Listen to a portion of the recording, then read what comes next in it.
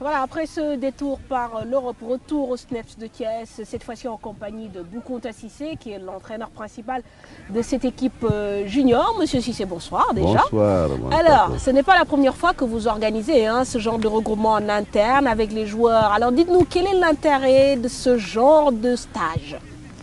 Bon, je pense que quand on parle d'équipe, il faut forcément passer par des stages de regroupement pour avoir la cohésion, pour avoir la dynamique de groupe, pour également essayer d'avoir une équipe collective. Donc, pas que les joueurs nous viennent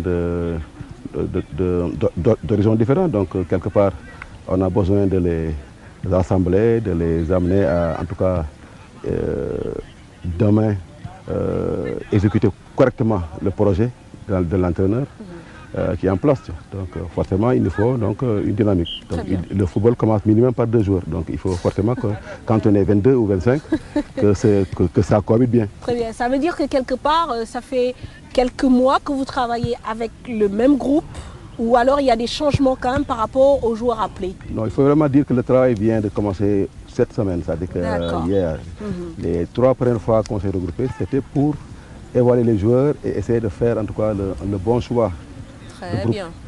Donc c'était ainsi que nous avons travaillé avec plus de 100 joueurs pour arriver à sortir 28 joueurs de ces 100.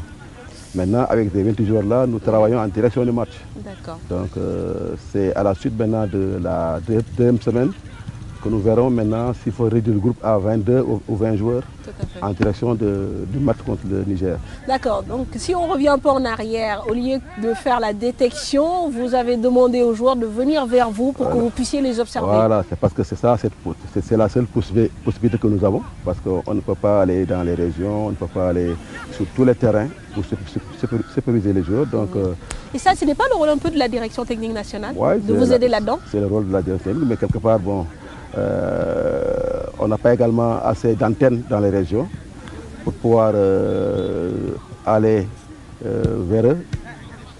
Également, ils n'ont pas les moyens en tout cas de faire le travail là-bas, c'est-à-dire de chercher une sélection locale et que l'entraîneur vient regarder pendant son séjour à Ziguinchor ou à Tamba ou quelque chose comme ça. Tout à fait. Donc nous préférons en tout cas regarder les joueurs qui sont dans la Ligue 1 et Ligue 2. Parce que moi, je sais que la Coupe d'Afrique, c'est les joueurs de la Ligue 1, Ligue 2 des autres pays qui le jouent. Ce n'est pas les juniors qui jouent le dimanche matin dans nos stades. Tout à fait. Donc il faut donc regarder plus la Ligue 1 et la Ligue 2 et un pas la nationale pour essayer de composer l'équipe. Donc aujourd'hui, votre groupe là de 28 joueurs est composé en majorité de joueurs de Ligue 1, Ligue 1, Ligue 2 et nationale. Et de nationale. Ouais. Très bien. Alors on a beaucoup parlé en fait de cette génération cadette que vous avez eu à qualifier l'année dernière, on s'en souvient, et qui est également montée en junior. Donc quelque part, Boukounta avait presque une ossature avant de commencer ce stage. C'est le socle. Les cadets l'année dernière, c'est le socle de cette équipe-là. Bon, cette équipe-là, maintenant, en socle, c'est les cadets. Donc c'est un groupe de 7 joueurs qui est rescapé de la sélection de l'année dernière parce que les autres sont partis à l'étranger pour essayer de trouver un contrat. Donc il y a un groupe de 7 joueurs qui construit le socle de l'équipe de l'année dernière. Maintenant, on y ajoute les joueurs qui sont passés entre les mailles du filet l'année dernière. Parce que souvent, quand on fait sélection, il y a des joueurs qui passent entre les mailles du filet qu'on ne connaît pas. Donc, qu'on vient de connaître cette année et que nous avons intégré. Donc, on part d'une certaine ossature, parce que la sélection nationale également part d'une ossature. On ne peut pas en 20 jours mettre une équipe en place avec des joueurs de différentes horizons. Donc, il faut prendre une ossature. Maintenant, y ajouter des individualités, de fortes individualités. C'est ce que nous avons fait. On a donc ossature Dakar Sacré-Cœur, Aspire, Djambar et Casasport. Maintenant, on y ajoute de très bons joueurs de la Ligue 1, Ligue 2 ou nationale qu'on a vu. Vous greffez. Voilà. Très bien. Alors, dites-nous, quand vous parlez de Ligue 1, Ligue 2 nationale, quelque part, vous excluez un peu ceux qui ne sont pas au Sénégal, qui sont expatriés. Est-ce que ces gens-là aussi ont une chance ou alors sont appelés dans cette équipe? C'est les Sénégalais, mais le problème c'est que c'est les Sénégalais. Le problème c'est que bon, on a des difficultés à les joindre. Mais également, il faut qu'on soit sûr qu'ils sont dans un championnat de bon niveau. C'est pas seulement parce qu'on est en France qu'on est bon. Donc ceux qui sont en France, qui sont dans les centres de formation, on n'en parle pas. Il faut être en France, en Angleterre et quelque part et jouer en Ligue 1, Ligue 2. pour être performant. Tout à fait. Voilà. Mais quelque part, ça traduit aussi un déficit parce que vous n'avez même pas la possibilité d'aller voir par vous-même Voilà, ça. justement ce que les gens font et de quoi ils sont capables. Là, on ne peut pas y aller, mais on peut toujours trouver des correspondants en France. Bon, par exemple, il y a Boubacar Sarr-Lokor qui est en France et qui peut bien nous aider dans cette direction. Très bien. Mais le problème, c'est de trouver en tout cas les types de transport. Si demain, on a besoin d'un joueur d'un bon niveau qui joue à Paris Saint-Germain, si on va le faire venir, il faut également qu'on trouve la solution de le faire venir. Tout à fait. Donc on n'est pas fermé sur ça, mais il faut qu'il soit un joueur véritablement qui a le niveau de la compétition. Parce que la compétition africaine a un niveau. Ouais. Mais justement à ce niveau, ça interpelle un peu l'implication de la Fédération sénégalaise de football. Ouais. Comment vous travaillez pour mettre en place un programme, voir voilà, la manière dont vous allez mener à bien votre mission ensemble. Je pense que la Fédération est en train de faire du bon travail parce que le regroupement que nous sommes en train de faire ici, a été possible par le fait de la fédération. Donc c'est la Fédé qui a pris en charge ce regroupement-là. Donc je pense que sur ce point, nous avons une fédération qui nous aide.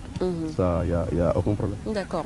Attentive à vos besoins. Ouais, alors, Boukounta, il semble que la dernière fois que l'équipe junior s'est qualifiée pour une Coupe d'Afrique, c'était aussi avec vous. C'était nous, c'était toujours moi en 92, en 95. Et depuis lors, on n'est pas reparti. Depuis 18 ans, on n'est pas reparti. Alors, coach Badara Sarr qui vous a précédé sur ce siège, parlait quand même d'une équipe peut-être nigérienne assez redoutable, hein, qui marque pas mal de buts. Et apparemment, il n'y a pas trop de supervision jusqu'ici. Oui, mais comme ça, moi, je suis tout dans le net. J'arrive à avoir des informations dans le net par rapport à cette équipe-là. Oui, mais Boukounta, excusez-moi, mais est-ce que ça, c'est pas révolu, honnêtement? Allez regarder sur le net, bon, c'est bien, mais... Mais là également, il faut dire également que les équipes juniors dans le continent n'ont pas cette possibilité également de faire des matchs amicaux. Je pense que le Niger est dans la même comme on appelle ça, dans la même logique que nous. Donc ce n'est pas des équipes pour lesquelles la fédération ou le ministère en tout cas trouve des matchs amicaux. Donc il n'y a que les matchs officiels qui nous servent de matchs de repère. Donc le Niger a joué le premier tour. Donc ils ont eu la chance de jouer le Libéria à l'aller et au retour, ils ont gagné. Ouais. Donc c'est également ils ont marqué 6 buts. 6 buts. Ouais. Mais également c'est des joueurs qui sont dans la Ligue Pro des autres pays, au Burkina, un peu partout. Donc ce n'est pas des joueurs juniors, c'est des joueurs qui jouent dans les équipes premières du Burkina, du Niger, du Nigeria, un peu partout. Très bien. Mais nous également on a un groupe qui est capable de rivaliser avec ces gens-là. Mais l'urgence de faire un match amical va vous permettre justement de jauger ce que vous avez entre vos mains. Le président de la fédération nous a trouvé un match amical pour le 22 contre le Burkina Faso. Je pense que ça va être un bon match test pour nous parce que le Burkina est une équipe junior également qui a gagné cadette qui a gagné la Coupe d'Afrique l'année dernière. Donc c'est cadet qui monte en junior. Tout à fait. Donc pour nous c'est un bon partenaire pour nous jauger un peu. Donc, on joue à Dakar le 22 contre le Burkina. Ouais. Alors parlons de potentiel. J'ai entendu dire que souvent les équipes qu'entraîne Boukounta physiquement sont assez affûtées parce que vous insistez beaucoup sur ce travail. Maintenant parlons de potentiel. Est-ce que vous avez confiance en ce groupe et qu'est-ce que vous leur trouvez comme qualité de manière objective? Moi dans ma logique, je regarde les joueurs qui ont une forte expression technique. C'est ça. Donc pour que Boukounta choisisse un joueur, il faut que ce joueur-là ait une très forte expression technique. C'est-à-dire qu'il sache négocier les coups et les ballons. Donc ça, c'est un problème d'attitude, c'est un problème d'intelligence, c'est un problème de technique pure. Mais tout ça également, ce n'est pas donné à tout le monde. Parce que quelque part, c'est dans l'ADN des personnes.